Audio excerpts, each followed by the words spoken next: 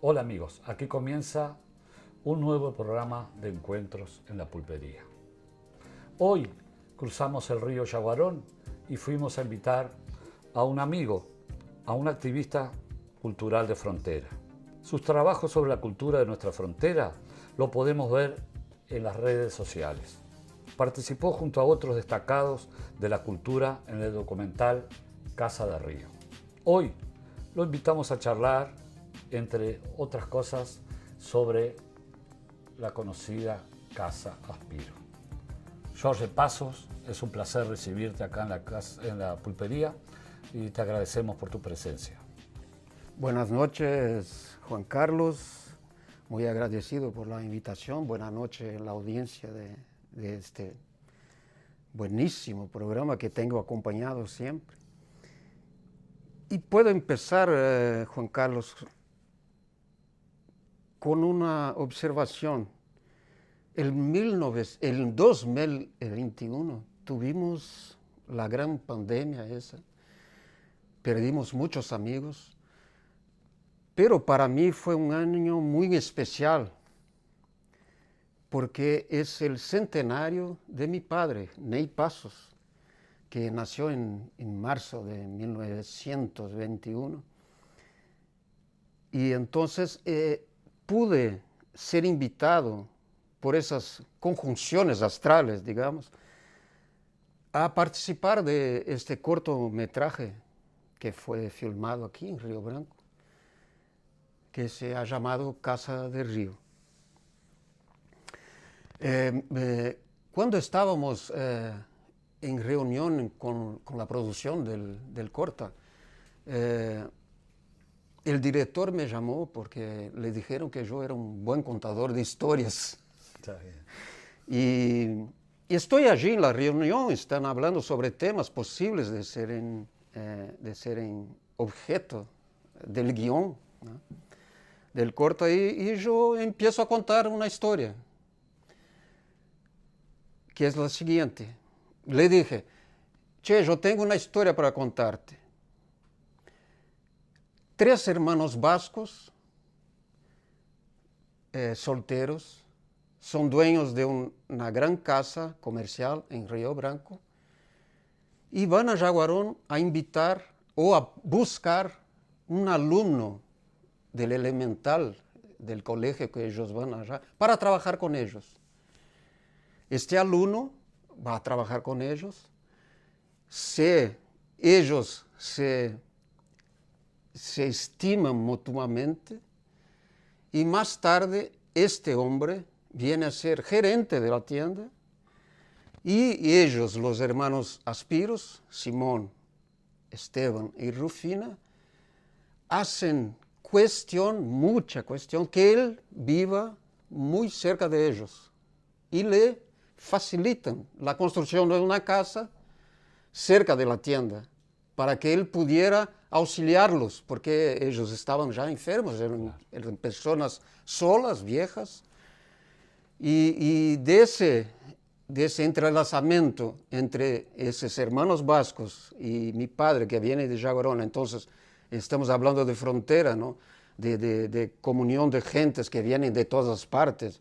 Vienen gallegos, vienen palestinos, vienen libaneses, y se unen y trazan una vida casi junta. Y le digo más, y esa casa, que es construida con mucho amor y bien proyectada por un ingeniero que no era ingeniero, era un técnico en edificaciones, pero que tiene un largo trabajo en Yaguarón, que es el mestre Prior, que es aquel que tiene trabajos de escultura. Sí. El mestre Prior, creo que después no evaluó la fuerza del río en subir escalones. Claro. Y construyó solo 3 escalones. ¿Qué pasa? Cuando nos mudamos para la casa, yo tenía un año poco, fue en el 59. Un mes después vino la gran creciente del 59, y que dejó la casa Fue la primera experiencia traumática para mi madre. Desde aquel entonces, toda la vez que la creciente invadía mi casa, mi madre le hacía la pregunta: ¿por qué construiste esta casa aquí, Ney? Cuando cuento esa historia al director, él me dice: con esa pregunta está el argumento de la película. Vamos a hacer a partir de ahí. ¿Por qué has construido esta casa aquí, Ney? Increíble, ¿no? Bueno, y te cuento que primero que vamos a hablar un poquito de la Casa Spiros. Fue fundada en el 1900. Los hermanos Aspiros parece que vinieron de Guipúzcoa, en la República Vasca, y se instalaron aquí en Jaguarón, aquí en Río Branco. Me contaron, no sé si es cierto, que la primera edificación donde la tienda funcionaba era cerca allí de donde fue el oasis por allí. Mi hermano es un gran memorialista. Na verdade, eu estou te contando o que ele me conta. Cuando empezó la construcción del puente, ellos era una tienda muy fuerte. Vamos a hacer un edificio que esté del mismo, digamos, porte de la imponencia de ese puente. Quizás, tal vez, porque los vascos están en una región montañosa, ¿no? Donde están allí de guardianes, allí, ¿no? Sí, sí. Y tanto que Martina, charlamos sobre eso y Martina aprovechó eso en la música de la Casa del Río, que está Dona Rufina ahí en la ventana, como bien, guardiana de la frontera, ¿no? Muy buena, la letra muy buena. Y empiezan a construir eso y contratan incluso, segundo me cuenta mi hermano, al ingeniero que construyó el puente, Sampognaro, creo, que diseñó el puente, un arquitecto italiano. Sí. Incluso en un cuento de Chile, para tú veres cómo es antigua la Casa Spiros, en un cuento de Chile, la gente que antes del puente que cruzaba en bote, unos allí están charlando, allí, los personajes, no, yo voy a la Casa Spiros a hacer compras. No. Okay. Entonces, esa Casa Spiros es una marca muy, como te voy a decir, marcante en la comunidad fronteriza. Sí. Porque tenía una mercadería que venía todo importado, ¿verdad? Sí, venía todo, era fantástico, ¿no? Me acuerdo todavía de algunas cosas, después, allá por el 78, 77, cuando mi padre sale del edificio allí y va para la otra, ya habían muerto ya los hermanos Aspiros, y había muchos, ¿sabe? Zapatos, manequines, y en aquella época era el modernismo, claro. ¿No? El modernismo, creo que aquello fue destruido como basura, sí. Que es una lástima, ¿no? Nos gustaría haber conservado eso. Bueno, volviendo a la historia, ellos contratan a mi padre. Entonces, mis padres son de familia, de pequeños productores rurales. Mi padre del Telho, da zona do Telho, y mi madre de la colonia San Luis, que es colonia portuguesa allí en Jaguarón. Mi abuelo, Luis, era uruguayo, era Luis Passos, también era del lado uruguayo. Y mi abuela muere muy temprano, él tenía 5 o 6 años. Y en aquella época, sabes que la prole era inmensa, ¿no? Eran 16 hijos. Ella murió con 50 años, con 16 hijos. Y mi abuelo empezó a largar allí los niños, claro. Con los tíos. Claro. Y mi padre tuvo la suerte, son cosas del destino, ¿no? Que uno después Bueno, si no fuera esa tragedia, de repente yo no estaría aquí. Claro. ¿Entendiste? Sí, sí, sí. Porque mi padre viene con otra hermana, que era Yolanda, viene a ser criada por unos tíos aquí en Jaguarón, que era el tío Gemica, la tía Gemica y Avelino. Y ellos eran un casal que no tenía hijos y los ponen a estudiar, porque si quedar en el campo no tendría esa oportunidad. Entonces ponen a papá a estudiar. Mi tía después fue funcionaria del Banco de la Provincia. Y mi papá, siempre muy estudioso, él tenía también una inclinación grande hacia la religión, como ahí hacer trabajos comunitarios y ayudar a la gente. Ya me contaron que él participó en el círculo operario, participó enseñando a los jóvenes a leer y tal. Y acontece ese encuentro. Entonces los hermanos Aspiros van al colegio y preguntan cuál es el alumno mejor comportado, que tiene mejores notas, y le presentan a mi padre. Empieza esa relación.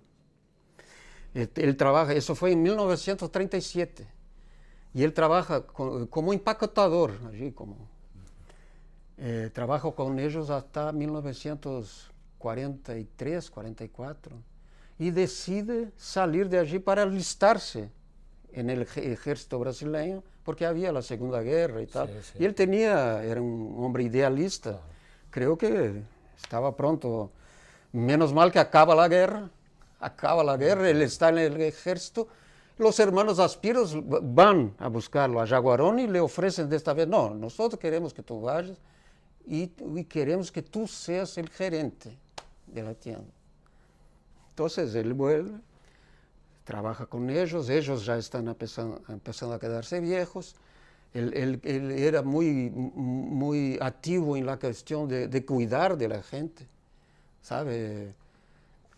Yo cuento una historia que mi padre me tuvo como cobaya, porque él aprendió a dar inyección contigo. Porque uno al domingo iba a las tías allá y llegaba allá y decía, pero ¿cómo Jorge está flaquito? Hay que darle calcio. Entonces me dieron, hay que darle calcio. Sucedía lo mismo. Me dieron 60 inyecciones de calcio, una todos los días a las 5:30 de la tarde. Yo estaba jugando el fútbol allí en el campito de los Cardoso. ¿Sabes? Allí donde es. Sí. Y oí el grito de Dalibinha, que era nuestra madre, segunda madre. Jorge, ven, está na hora da injeção. No era fácil. Vale. ¿Viste? Entonces los viejos querían que él quedase allí. Ahí ya te conté esa historia. Hacen que él construya esa casa ahí. Y ahí vivimos en esa casa, ¿no? Yo crecí ahí y te digo que ese cuarto también es un recorte de las memorias fragmentadas.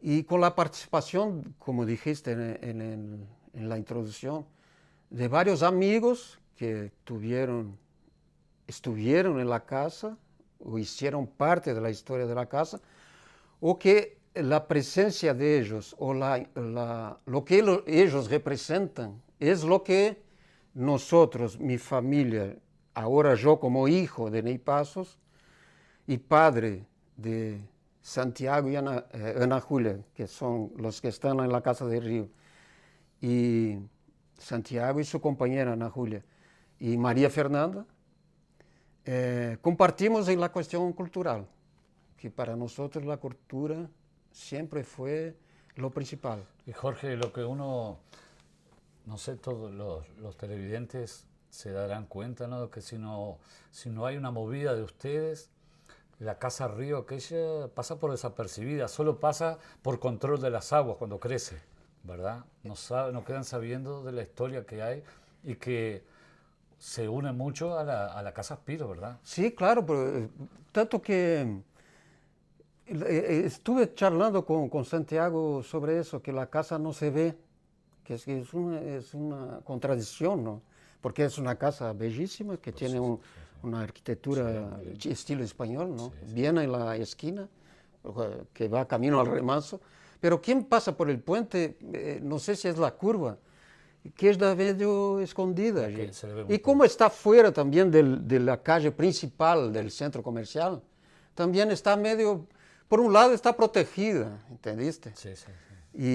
Pero eso que los actuales moradores de la casa quieren hacer, que el barrio Remanso, ya tomando tu pregunta como un gancho para decirles que Santiago y Ana Julia son invitados por mí, porque la casa desde el 82, mi padre no aguantó la presión de mi madre en quererse ir por las crecientes. Y se muy contrariado, se mudó a Jaguarón y alquiló la casa. Hubo la creciente del 84 y la casa quedó medio deshabitada, exactamente por ese problema de la creciente que hubo muy grande. Después, unos años después, nos busca la gente de la capilla de San José, que había sido destruida, y que ellos tenían un proyecto de hacer una casa de pasaje para jóvenes. Y nos preguntan a la familia, ¿no?, si nosotros no cederíamos la casa. Y nosotros cedimos la casa por varios años, hasta que después fue un proyecto San José, no me acuerdo ahora el último nombre, pero ahí ya pasó a gestión del Estado, ¿no? Ya pasó. No dejó de ser algo religioso, pasó a la gestión del Estado, y en 2019, creo, que ellos consiguieron construir un predio allá en La Cuchilla y salieron de la casa. Yo venía pedalando por aquí, por la avenida Centenario, y Santiago y Ana Julia estaban en la ciudad de Pelotas, trabajando con Airbnb. Ellos tenían la casa, trabajaban con hospedaje, él estudiaba, ella es arquitecta, hacían trabajos ahí. Y yo pensé, esa casa sería interesante para ellos vivir aquí y hacer el Airbnb aquí, claro, porque creo que hay un potencial turístico muy grande en esta comunidad aquí de la frontera. Y ellos aceptaron la idea. Me acuerdo que la mudanza de ellos fue bien así, un día después cerraron el puente. Pasaron un día por la pandemia. Sí, sí. Y ahí se instalaron en la casa, y antes de pensar en cortometraje y algo, ya comenzaron a trabajar, a recuperar la casa con esa visión que ellos tienen, de traer colores, muchos colores. Hicieron varias pinturas allí, murales, ¿no? Hubo una vuelta a la comunidad, digamos. Sí, sí. Se empezaron a hablar de nuevo, ¿sabes? De las personas que participan en el corto, que tienen ese contacto con la casa, que es del lado uruguayo, Carolino Correa. Sí, lo vi que estaba. Porque Carolo también hizo parte de la casa como marinero. Exactamente. ¿Entendiste? Era el ambiente de él de allá. Sí, además de hoy ser un gran artista, un gran compositor, fantástico. Él también nosotros teníamos una relación muy apegada con los marineros, que eran gente de la familia. Me acuerdo de Medina, el propio Luis Spillman, que después va a construir el Remanso, y que su hijo hoy vive al lado de la casa, que es Leo Spillman, que también es gente así, de Borges, de Fagundes, ¿entendés? Tenemos otro invitado que es Regiardo. Regiardo, ¿por qué? Porque desde niños yo enseñé a mis hijos, les enseñé la murga y tal, y ellos recuerdan que la primera vez que vieron una murga los llevé a La Cuchilla para ver la operaria. Entonces la invitación a Regiardo. Laura Correa, porque trabaja con música, también tiene esa conexión con la música. Che, un homenaje, va a ser un homenaje póstuma. Leandro Barrios, Leandro. qué trabajo tiene Leandro también en el área cultural, muy amigo de Santiago, de Fernando, amigo de todos nosotros, amigos de todos nosotros, que es una lástima. Su esposa Mireya, esos son que me acuerdo. Del lado brasilero, Helio Ramírez, que fue mi parcero durante mucho tiempo, hicimos música juntos en el Americano, que estuvo Lalo aquí estos días y contó aquella... yo, Helio Ramírez y Plinio Silveira. Tenemos... Muchos referentes culturales de la frontera, sí, ¿verdad? Sí, y mis hijos que dan sus depoimentos allí, ¿no? Y Martín César, que durante la filmación no pudo estar, pero entró en el documental a través de la música, ¿no? Jorge, sabemos que, por lo que nos cuentan los memoriosos, que la Casa Aspiro, con la muerte de los hermanos, su padre continuó y continuó en un apogeo, un auge muy grande, ¿verdad? La empresa. Sí, se mantuvo desde del 72, 73, creo que fallece la señorita Rufina, que fue la última de los hermanos. Pero te observo que antes mismo los hermanos ya habían vendido la tienda, el nombre de la tienda, no el edificio, el nombre para mi padre. Y mi padre tuvo, sabes cómo son los comercios de frontera, dependen mucho de las fluctuaciones cambiarias. Me acuerdo sí que en las épocas áureas había 6, 7, 8 funcionarios con varios departamentos en la tienda. Venía viajantes de Montevideo una vez, 2 veces por semana a hacer... traen, ¿sabes? Vienen con la maleta a ofrecer las novedades, tal. Mi padre viajaba seguido por el tren a Montevideo a hacer compras, ¿no? Balmoral, toda aquella industria uruguaya que después, por la globalización, va a desaparecer. Todo eso pasó por nuestros ojos en la Casa Aspiros. Chocolates Águila, ¿sabe? Telas, cobertores, Aurora. La gente venía y pasaba la tarde, se llevaban 20, 30 cobertores de aquellos, ¿no? Y según nos contaron, venía gente de Brasil, de Porto Alegre. De toda parte.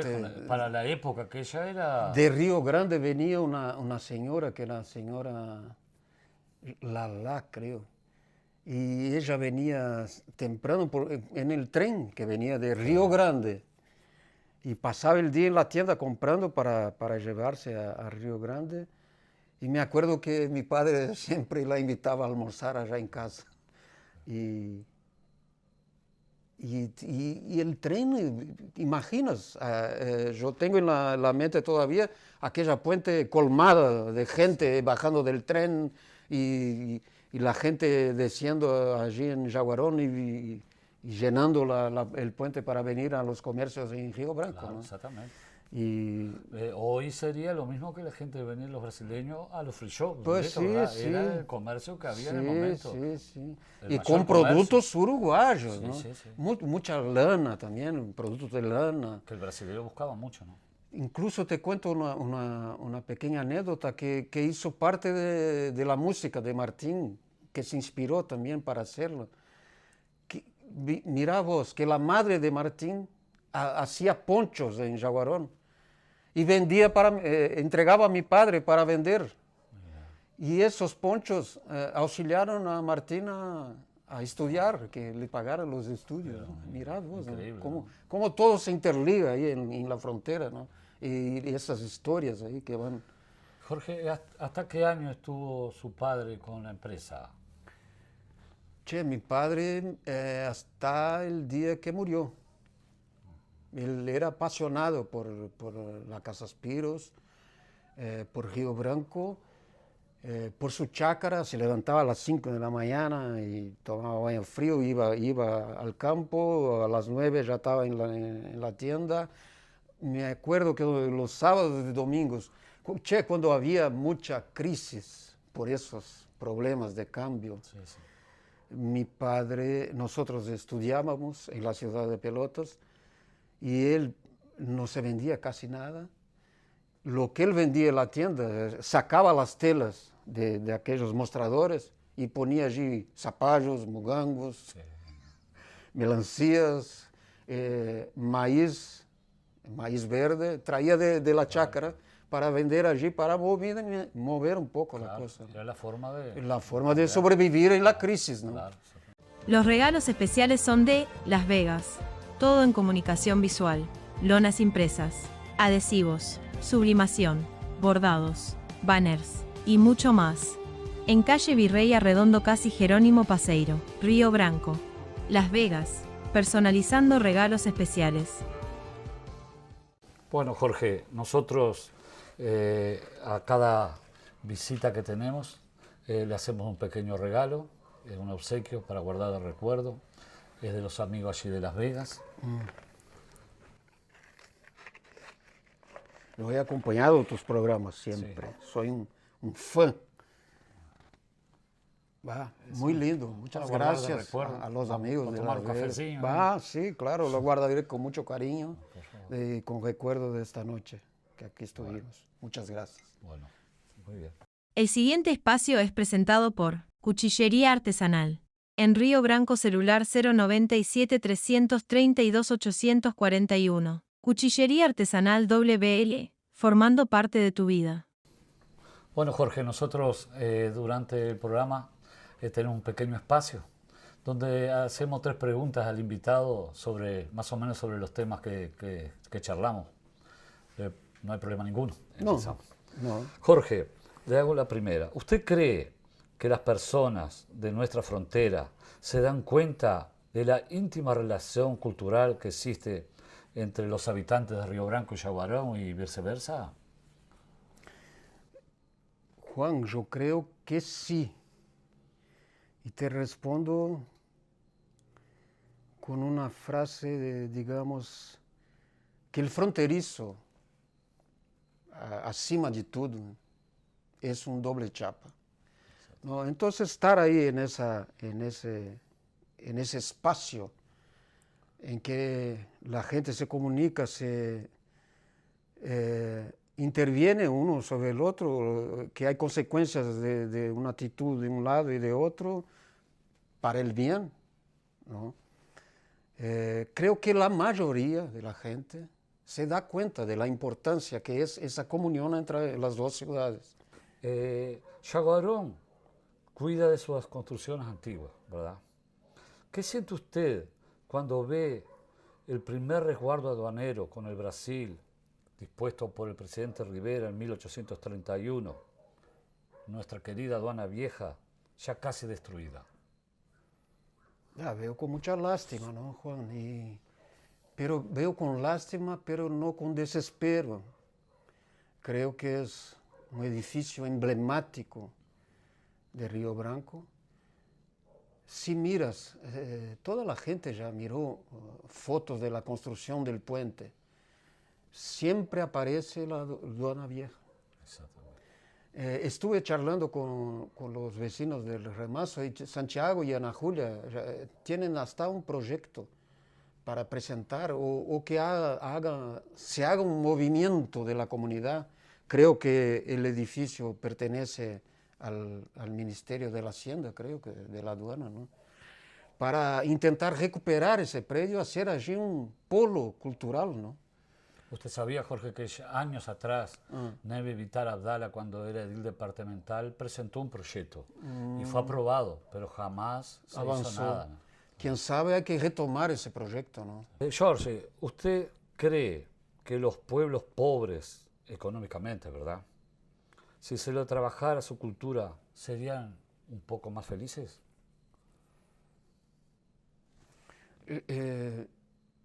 Acá creo que puedo hacer un comentario que sobre tu propio trabajo. Creo que que tú trabajas en ese sentido de recuperar esos personajes que parecen así, que están con grandes dificultades, que ejercen trabajos primitivos, ¿no? Que trabajos muy sufribles, manuales. Y creo que a través de esa fuerza, de ese enfoque, valorizan a esa gente. Entonces, valorizar a la gente a través de la cultura, exactamente de lo que tú haces, y muy bien, los trae a un espacio de valorización personal que solo puede redundar en beneficio. Si nos empezamos a estudiar, si empezamos a pesquisar, ¿verdad? Si empezamos a buscar historia, ahí nos damos cuenta más que estamos unidos, ¿verdad? Y no de ahora, de muchos años atrás. Sí. Yo creo que lo único que nos separa es el idioma nomás, ¿verdad? Y lo estamos muy cerca, ¿verdad? Jorge, muchísimas gracias, ha sido un gran placer, verdaderamente. Yo que agradezco, y para mí también fue un gran placer charlar contigo y con la comunidad de Río Branco. Y viste que pongo un poquito el portugués para ser bastante portuñol, ¿verdad? Sí, sí. El portuñol es nuestra lengua, ¿no? Muy obrigado, muchas gracias. Gracias. Bueno, amigos, ha sido un gran placer estar junto a ustedes. Los esperamos el viernes de la próxima semana con otro encuentro de la pulpería. Gracias a todos.